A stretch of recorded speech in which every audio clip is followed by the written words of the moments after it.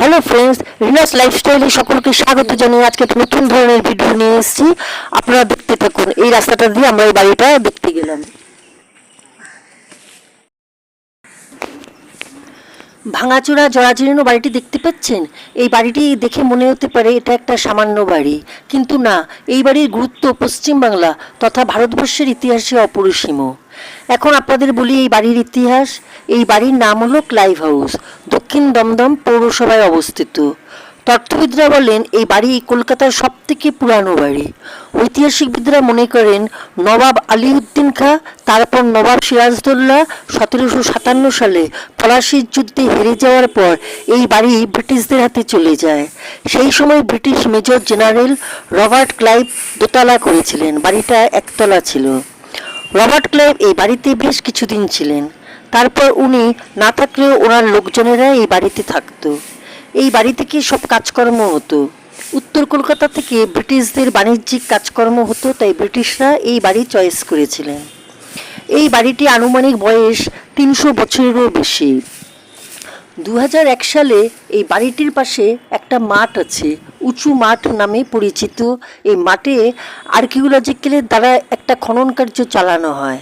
খনন কার্যে তারা মূল্যবান রত্ন, কিছু মাটির পাত্র, কিছু তরবারি, 4টি নরকঙ্কাল পেয়েছিলেন। এগুলি পরীক্ষা করার পর ওনারা জানতে পারলেন এই বাড়িটি গুপ্ত শাসনকালের সময় হতে পারে। আমরা অনেক ঐতিহাসিক জায়গা ভ্রমণ করি, কারণ তার পেছনে ইতিহাস আছে। সেই ইতিহাস আমরা জানি বলে আমরা যাই। কিন্তু উত্তর কলকাতার এই দমদমের বুকে এত সুন্দর একটা ঐতিহাসিক বাড়ি আছে, এটা অনেক মানুষের না জানার কারণে এখানে আসে না, এবং এই বাড়িটি 70% ধ্বংসপ্রাপ্ত। এই পিলারগুলি দেখতে পাচ্ছেন, জনসাধারণকে প্রবেশ নিষিদ্ধ করা হয়েছে। 1970 দশকেও এই বাড়িটির অবস্থা ভালো ছিল, কিন্তু আস্তে আস্তে রক্ষণাবেক্ষণের অভাবে এই বাড়িটি ধ্বংসপ্রাপ্ত হয়ে যায়। এখানকার স্থানীয় লোকদের মুখে শোনা। এখানকার স্থানীয় লোকেরা আরও বললেন রাত্রিবেলা নাকি ঘুঙুরের আওয়াজ শোনা যায়, এবং অনেকে নাকি অনেক সাদা শাড়ি পরে চলে যাচ্ছে, এমন কিছু দেখেছেন ওনারা। তবে এরকমই নানা রকম অনেক গল্প কাহানি বললেন। আর যদি আপনাদের ভালো লাগে ভিডিওটা, একটা লাইক কমেন্ট করে দেবেন। আপনারা ভালো থাকবেন, সুস্থ থাকবেন। আমি আবার নতুন কোনো ভিডিও নিয়ে আসব। বাড়িটা আপনারা দেখতে থাকুন। যেই মাঠটার কথা বললাম সেই মাঠের ছবিটাও আছে, আপনারা দেখে নিন। আবার কালকে দেখা হবে। বাই।